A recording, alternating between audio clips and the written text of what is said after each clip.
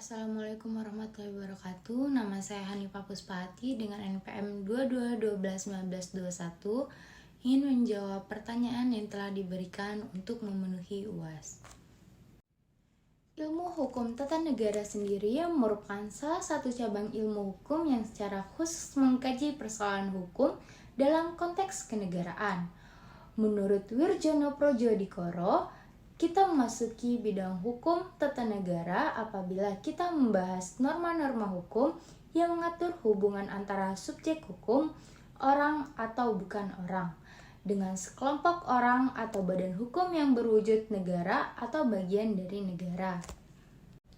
Hukum tata negara juga dapat dibedakan antara hukum tata negara umum dan hukum tata negara positif.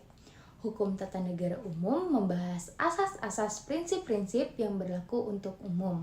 Sedangkan hukum tata negara positif hanya membahas hukum tata negara yang berlaku pada suatu tempat dan waktu tertentu, sesuai dengan pengertian hukum positif.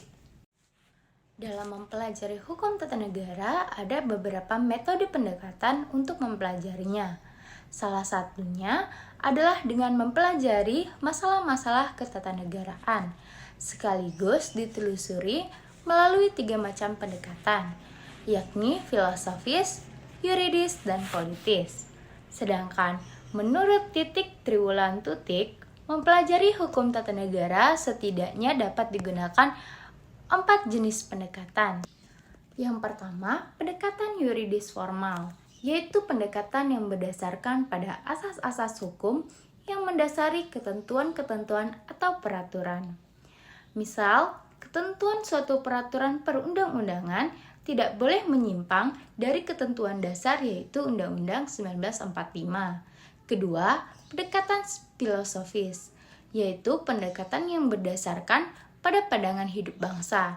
Misal, di Indonesia, kajian hukum dalam masyarakat harus bersumber pada falsafah bangsa, yaitu Pancasila. Yang ketiga, pendekatan sosiologis, yaitu suatu pendekatan kemasyarakatan khususnya politis. Artinya, ketentuan peraturan yang berlaku hakikatnya merupakan hasil keputusan politis.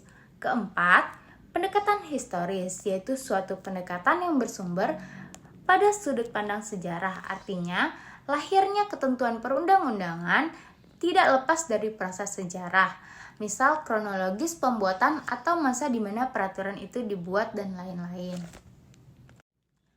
Mengapa mempelajari hukum tata negara itu penting? Salah satunya dikarenakan hukum tata negara adalah bagian dari ilmu hukum yang mempunyai hubungan erat dengan cabang-cabang ilmu lainnya, antara lain ilmu negara, hukum administrasi negara, dan ilmu politik. Sebagaimana mahasiswa hukum, tentunya kita akan berkaitan langsung dengan ilmu-ilmu tersebut. Maka dari itu, kita perlu mempelajari hukum tata negara sebagai bentuk benteng pertama. Dalam mempelajari hukum tata negara, ada beberapa materi yang telah kita pelajari. Pendahuluan hukum tata negara, sumber-sumber hukum tata negara Indonesia, konstitusi, sejarah ketatanegaraan rakyat Indonesia, dinamika ketatanegaraan RI, bentuk dan kedaulatan RI menurut UUD 1945, negara hukum dan demokrasi, kelembagaan negara, pemerintahan daerah, kewarganegaraan dan keimigrasian, hak dan asasi manusia, lembaga perwakilan, dan yang terakhir peradilan tata negara. Dan dalam pembelajaran selama 1 semester ini, materi yang membuat saya paling menarik adalah negara hukum dan demokrasi. Dalam negara hukum dan demokrasi, kita mempelajari arti negara hukum, tipologi negara hukum, arti demokrasi, dan tipologi demokrasi. Arti negara hukum. Menurut Munir Fuadi, negara hukum adalah suatu sistem kenegaraan yang diatur berdasarkan hukum yang berlaku, yang berkeadilan, yang tersusun dalam suatu konstitusi di mana semua orang dalam negara tersebut, baik yang diperintah maupun memerintah, harus tunduk pada hukum yang sama. Sehingga setiap orang yang sama diperlakukan dengan sama. dan setiap orang yang berbeda diperlakukan dengan berbeda, dengan pembedaan yang rasional tanpa memandang perbedaan warna kulit, ras, gender, agama, daerah, dan kepercayaan. Dan kewenangan pemerintah dibatasi berdasarkan undang-undang. Sedangkan menurut Krabe menyatakan bahwa dimaksud dengan negara hukum adalah negara sebagai pencipta dan penegak hukum di dalam segala kegiatannya harus tunduk pada hukum yang berlaku. Dalam arti ini, hukum membawakan negara berdasarkan pengertian hukum itu, bersumber dari kesadaran hukum rakyat. Maka hukum mempunyai wibawa yang tidak berkaitan dengan seseorang. Berdasarkan konsep negara hukum tersebut, maka dapat kita uraikan unsur-unsur negara dalam hukum, yaitu yang pertama adanya jaminan HAM, yang kedua pemisahan atau pembagian kekuasaan, dan yang ketiga pembatasan kekuasaan. Yang keempat asas legalitas atau hukum sebagai pusat kekuasaan tertinggi. Yang kelima penerapan hukum yang tidak pandang bulu. Tipologi negara hukum. Istilah negara hukum sendiri dalam sejarahnya terbagi menjadi dua, yaitu yang pertama Rechtsstaat. Konsep Rechtsstaat mulai populer di Eropa, lahir dari suatu perjuangan menentang absolutisme sehingga bersifat revolusioner. Konsep Rechtsstaat bertumpu atas sistem hukum kontinental yang disebut dengan civil law atau modern Roman law. Karakteristik civil law adalah administratif. Yang kedua, rule of law. Konsep rule of law mulai populer sejak terbitnya sebuah buku ditulis oleh Evie Dicey pada tahun 1885 dengan judul Introduction to Study of the Law of the Constitution. Konsep rule of the law lahir dan berkembang secara evolusioner. Rule of the law lebih bertumpu pada sistem hukum common law. Karakteristik common law adalah yudisial. Di luar dua konsep tersebut masih terdapat tiga konsep hukum lagi. Yang pertama, negara hukum Pancasila. Yang kedua, negara hukum Islam. Dan yang terakhir, negara hukum sosialis. Arti demokrasi. Demokrasi yang menurut asal katanya berarti rakyat yang berkuasa atau government by people, yang berasal dari kata demos berarti rakyat dan kratos atau kratein berarti kekuasaan atau berkuasa. Sehingga dapat diartikan kata demokrasi berarti suatu pemerintahan oleh rakyat. Kata pemerintahan oleh rakyat sendiri sebetulnya memiliki tiga konotasi dasar, yaitu yang pertama, suatu pemerintahan yang dipilih oleh rakyat. Yang kedua, suatu pemerintahan oleh rakyat biasa, bukan kaum bangsawan.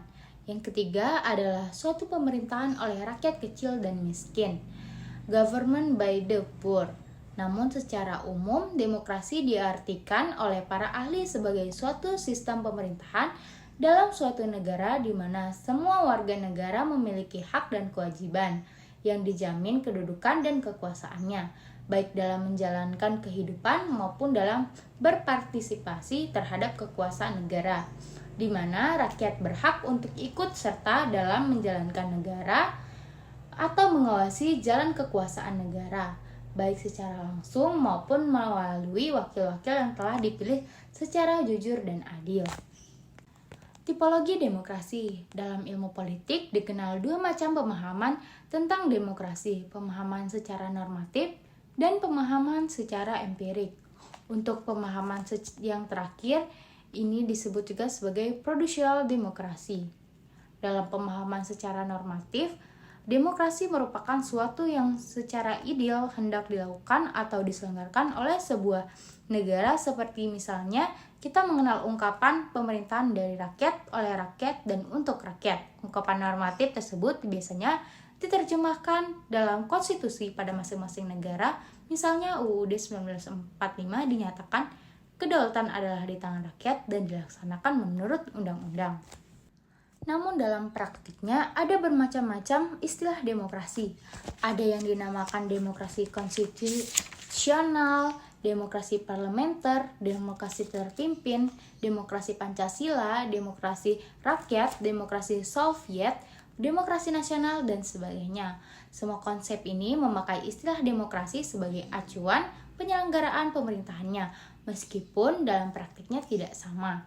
Berdasarkan uraian tersebut, maka ada dua kelompok aliran paling penting tentang demokrasi, yaitu demokrasi konstitusional di satu sisi dan satu kelompok yang lain menyebutnya sebagai demokrasi komunisme. Dikatakan sebagai demokrasi konstitusional apabila pelaksanaan demokrasi dalam suatu negara menghormati dan melaksanakan keberadaan hukum yang ada. Sedangkan dikatakan sebagai demokrasi komunisme apabila pelaksanaan demokrasi lebih menitik beratkan kepada pelaksanaan sosialisme sebagai ajaran dasar dalam negara komunis. Dalam materi-materi yang telah saya jelaskan, kita dapat mengetahui apa itu arti negara hukum, pembagian negara hukum, hubungan antara negara hukum dan demokrasi, perbedaan demokrasi dan bagaimanakah penerapannya di Indonesia. Terima kasih, sekian dari saya. Wassalamualaikum warahmatullahi wabarakatuh.